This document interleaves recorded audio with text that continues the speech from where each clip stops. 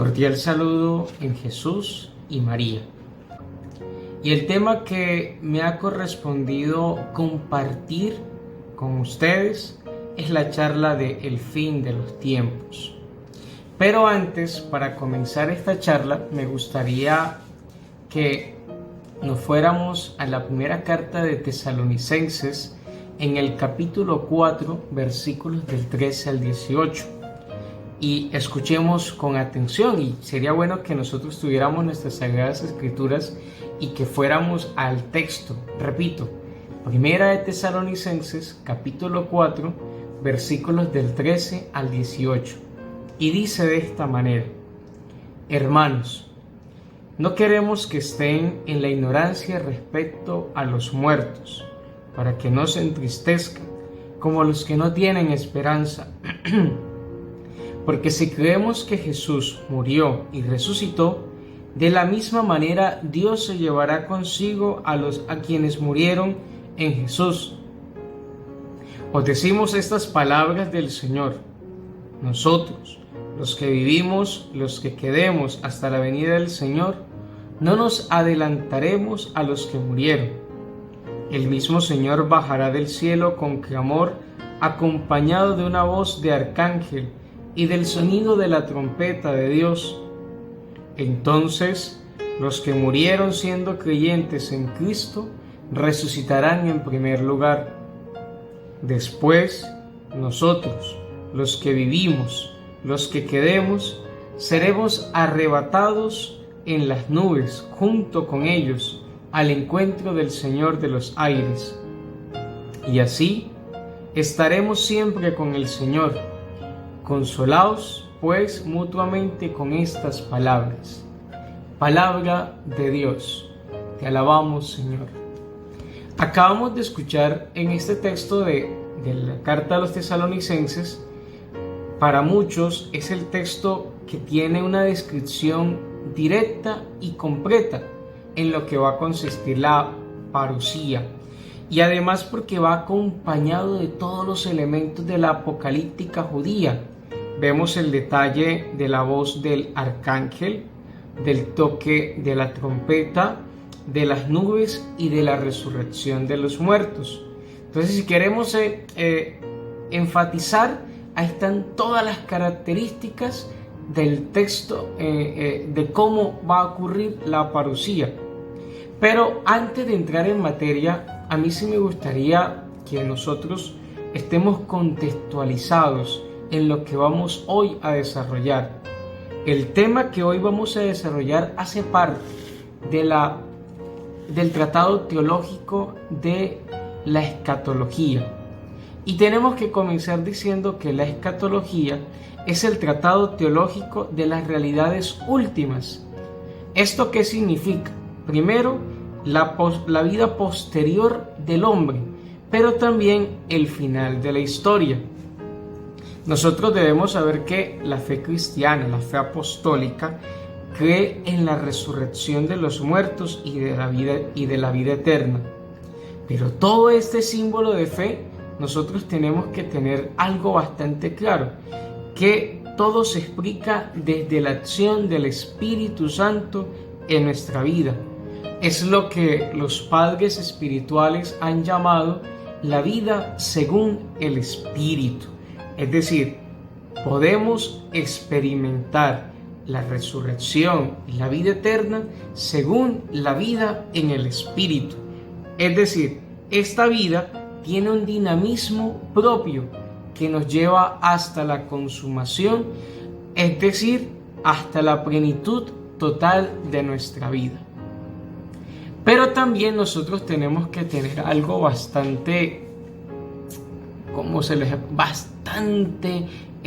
entre el corazón y la mente, que nosotros hacia dónde vamos, esa es la pregunta. Y la pregunta se responde según la vida del Espíritu, pero también que todos los cristianos, todos los bautizados, todos los hijos de Dios, estamos llamados a vivir la esperanza de la vida eterna. Esto tiene su fundamento y está en el fundamento en el escatón, como diría la escatología, ¿Y quién es el escatón? El escatón es el mismo Jesús, el que es alfa, el que es omega, el que es principio, el que es fin, el que es revelación del Padre, quien al morir y al resucitar por cada uno de nosotros nos abre el camino hacia la vida eterna. Cuando uno es consciente de esta buena noticia, de este querigma, uno es capaz de adentrarse al tema de la vida eterna, pero también adentrarse a la esperanza que nos ofrece el Señor. Porque tenemos que tener claro que solamente el Señor es quien nos da la esperanza. Esta buena noticia que les acabo de compartir, la buena noticia del querigma, que consiste en el anuncio de un Jesús que ha muerto, pero ha resucitado y está vivo entre nosotros, esta noticia que nos abre a todos la vida eterna y que nos llama y nos hace participar de esa vida de la gracia, creería yo que comporta ciertas actitudes o ciertas condiciones necesarias para aprender a vivirlas. Y la primera de ellas es que creemos que solo puede haber esperanza donde hay una verdadera escatología. Es decir, queridos hermanos, el fundamento de toda esperanza cristiana se realiza en la persona de Jesús, en la persona de Cristo.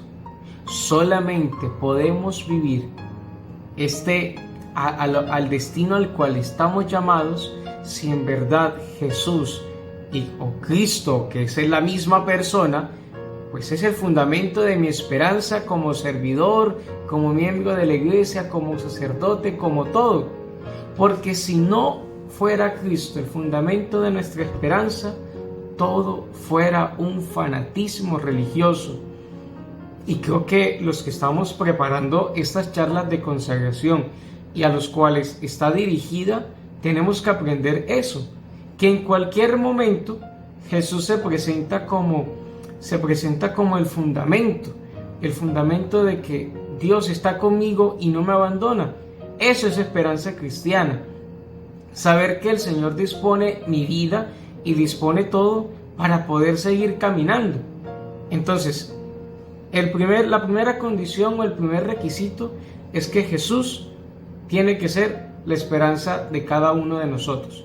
El fundamento donde yo espero, yo creo, yo estoy aquí, debe ser Jesús. La segunda característica que tenemos que tener en cuenta para estudiar este tema del fin del mundo radica que todos, y creo que desde los sacerdotes, las religiosas, los servidores, los misioneros, tenemos que tratar estos temas con madurez, para primero no caer en el fanatismo, pero segundo, para conocer nuestra realidad de encuentro con el Señor. Fíjense que si no hay madurez al tratar estos temas, podemos caer en una histeria colectiva de sucesos. Fíjense que en estos días hemos escuchado, en esos días de la cuarentena, en esos días de la pandemia, hemos escuchado que va a pasar una nube y se va a arrebatar la gente. Hemos escuchado el testimonio de una niña que vio en sueños cierta realidad y todo el mundo comienza a creerle a la niña. Y si uno comienza a estudiar la historia, cuántos sucesos se ha dicho de que el mundo se va a acabar, que Jesús viene y no viene. ¿Pero por qué? Porque no hemos asumido con madurez estos temas de fe. Y estos temas de fe hay que tratarlo con toda la certeza y con toda la calidad humana que debe haber, pero también con toda la calidad cristiana que tiene que haber en nuestros corazones, porque nos formamos, que es lo más importante. Entonces, para no caer en esa histeria colectiva de sucesos, tenemos que comprender que el Señor está en su trono, y que Él hace lo que quiere. Es decir, que Él tiene control del universo. Y una tercera y última característica para tratar estos temas de escatología es que la salvación final del hombre viene o coincide con la segunda venida de Jesucristo, es decir, con la parusía, con lo que hoy vamos a tratar, con el tema del final de los tiempos. Y para eso me gustaría que nos fuéramos al capítulo 25 del Evangelio de Mateo, en el versículo 31 hasta el versículo 46. No lo voy a leer para que no se haga extenso el video, pero sería bueno que repasáramos, ojo, Mateo 25, versículos del 31 al 46. Este texto donde se presenta la celebración del juicio universal y se dice que Jesús, como hombre, ejerce el oficio del juez por encargo y por el poder de Dios. Y en esa celebración del juicio se habla que los ángeles, los apóstoles y los santos colaboran con Jesús. Pero ojo, tenemos que tener en cuenta que la celebración o el objeto del juicio serán las obras de los hombres. Desde ahí comienza el tema de la parusía, la celebración del juicio universal de toda la creación. Entonces, cuando nos acercamos a esos textos, que son textos apocalípticos y como decía al comienzo, son textos donde se utiliza elementos de la apocalíptica judía, pues nos damos cuenta que Jesús se presenta como juez, es decir, que nosotros seremos juzgados por el Señor. Pero ese tema del juicio pues sería en otro momento, porque si no sería muy extensa la charla. Pero lo que tenemos que tener en cuenta, y creo que el elemento que tenemos que tener en nuestros corazones, es que el juicio servirá para la glorificación de Dios. Y para ello vayámonos al texto de la segunda carta de Tesalonicenses, capítulo 1, versículo 10. Tenemos que tener en cuenta que dentro de los elementos que tenemos en el tema del juicio universal, que ya nos correspondería en otra charla, creo que el elemento que me interesa en estos momentos para decirles o compartirles es que este juicio nos servirá para reconocer o para glorificar a Dios. Por eso me gustaría que ustedes fueran a sus textos bíblicos y vayamos al capítulo 1 de la segunda carta de Tesalonicenses en el versículo 10. En ese pequeño versículo podemos aprender que se hará patente primero la sabiduría de Dios, segundo su bondad, pero sobre todo su paciencia con los pecadores. Eso es lo que tenemos que tener claro en el momento del juicio. Pero sobre todo, cuando descubrimos la sabiduría, la bondad y la paciencia de Dios, también experimentaremos la justicia retributiva. San Pablo llega a decir en sus cartas que todos seremos juzgados por nuestras obras, que seremos juzgados por el amor, como diría San Juan de la Cruz, pero seremos siempre juzgados por cada una de nuestras acciones. Ahora, con estos dos elementos que acabamos de tratar, la pregunta es dónde queda el tema del fin de los tiempos. Y tenemos que salir al encuentro de ciertas teorías, doctrinas filosóficas que niegan que el mundo, pues el fin del mundo sería una... Con respecto a esto que acabamos de escuchar del libro de Tesalonicenses, la segunda carta, tenemos que salir al encuentro nosotros de ciertas teorías o doctrinas o sectas antiguas como el gnosticismo, el maniqueísmo, estas teorías que nacieron en algún momento en su tiempo histórico, que narran que el fin del mundo sería una aniquilación total. Otras doctrinas afirman de que es un ciclo eterno, es decir, que el mundo va a perecer, pero que volvería a surgir tal como era antes. Obviamente nosotros los cristianos no creemos ni en una aniquilación ni en un ciclo eterno de la tierra o de la creación. Y creo que el magisterio o la misma tradición nos afirma, por ejemplo, el autor de la epístola de Bernabé diría que el Hijo de Dios, después de juzgar a los impíos, transformará el sol, la luna y las estrellas. Y San Agustín, en el libro de la Ciudad de Dios o Civita Dei, insiste en que el mundo actual no quedará destruido por completo, sino transformado. Entonces, ¿qué aprendemos aquí? Aprendemos que el fin del mundo consistiría no en una destrucción, como muchos hermanos de pronto separados o algunos hermanos cristianos no católicos que afirman que el mundo será destruido, y pues no, será una transformación. Bíblicamente, ¿dónde podemos soportar esta reflexión teológica? Vayamos al libro de Isaías en el capítulo 65, versículo 17, o en el mismo libro de Isaías, capítulo 66, versículo 22, donde Isaías presta una imagen de la prosperidad terrena, es decir, el mundo por completo, el mundo actual será renovado en el último día. O en el Evangelio de San Mateo, en el capítulo 19, versículo 28, cuando el mismo Jesús habla de la regeneración, es decir, todas las criaturas serán libertadas de la servidumbre de la corrupción para participar de la glorificación de los hijos de Dios.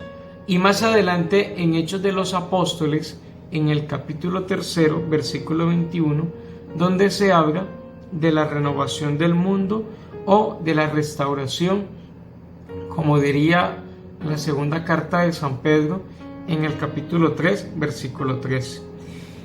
Todo esto, queridos hermanos, es para que aprendamos que el fin del mundo no significa aniquilación, sino significa renovación. Óigalo bien, renovación, restauración. Por eso, cuando nos acercamos a esos temas, y lo que le decía al comienzo, cuando nos acercamos a esos temas de de escatología, que tienen todos los elementos de apocalíptica, pues nosotros tenemos que acercarnos con toda la madurez del caso.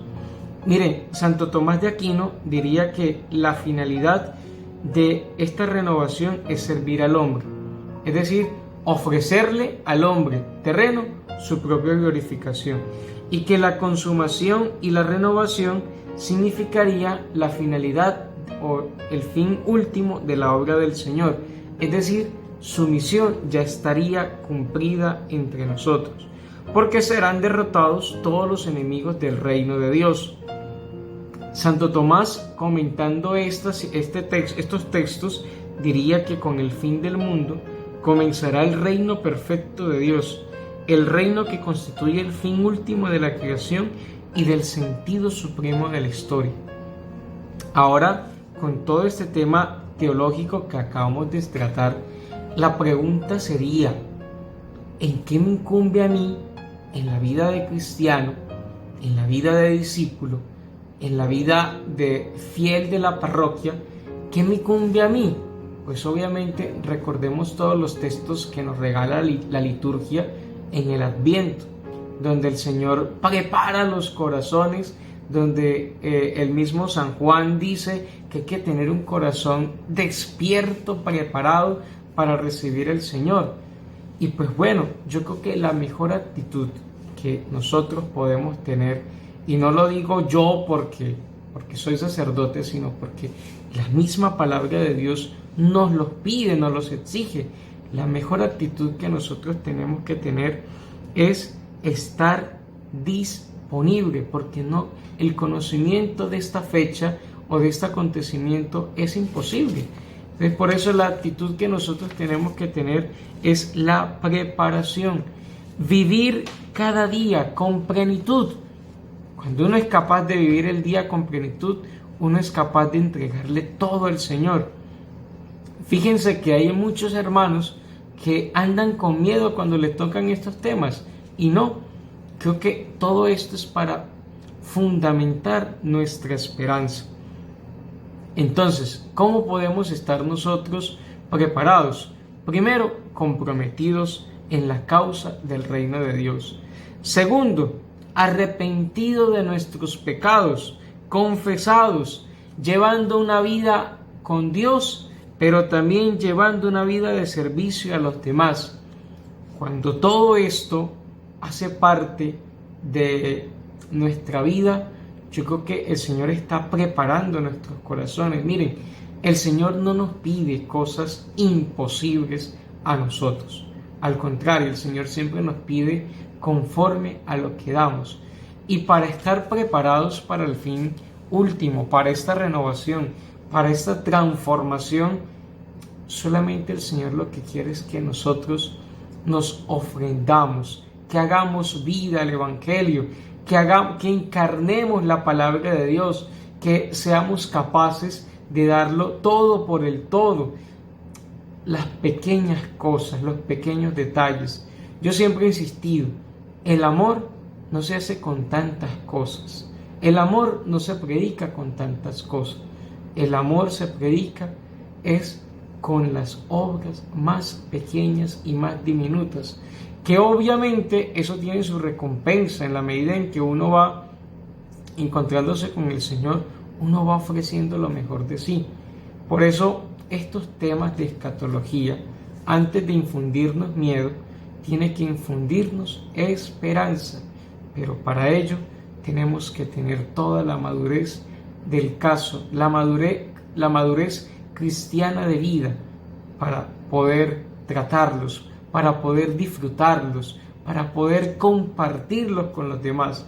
Hoy, en este día de nuestra consagración, entonces pidamos y recemos el rosario en familia, que también meditemos las promesas que le dio Nuestra Señora a Santo Domingo de Guzmán, que son también promesas escatológicas, que nos preparan, que nos disponen a vivir esa eternidad, esa vida eterna. Por eso, con esta buena noticia, les doy mi bendición en el nombre del Padre, del Hijo y del Espíritu Santo. Amén. Yo soy Digma hasta el final.